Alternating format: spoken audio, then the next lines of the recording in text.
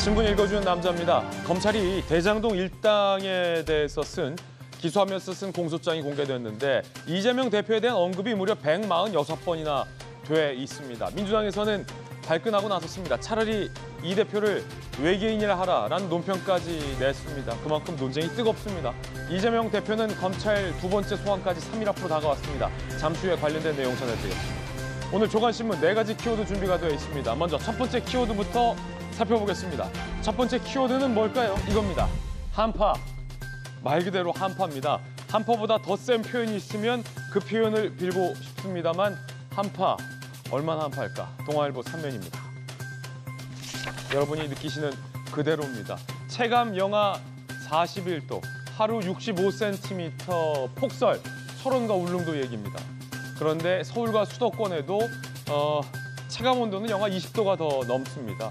어떤 기사에서는 전국이 냉동고라는 한 문장으로 요약하기도 했습니다. 강풍의 하늘길, 배길도 스톱이 됐습니다.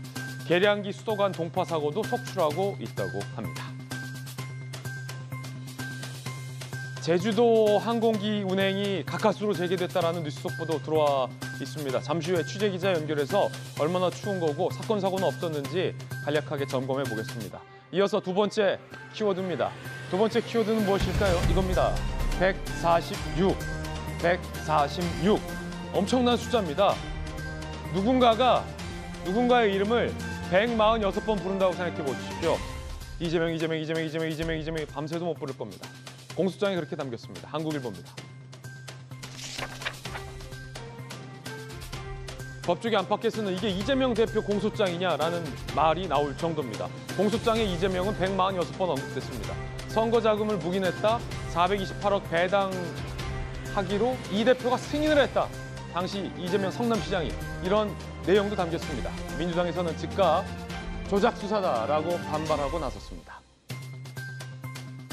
잠시 후에 관련된 내용 상세하게 다뤄보겠습니다. 이어서 다음 키워드입니다. 세 번째 키워드입니다. 세 번째 키워드는 결심. 오늘 한겨레 신문이 쓰고 있는 내용입니다. 어떤 기사일까요? 김기현, 안철수, 나경원 3파전.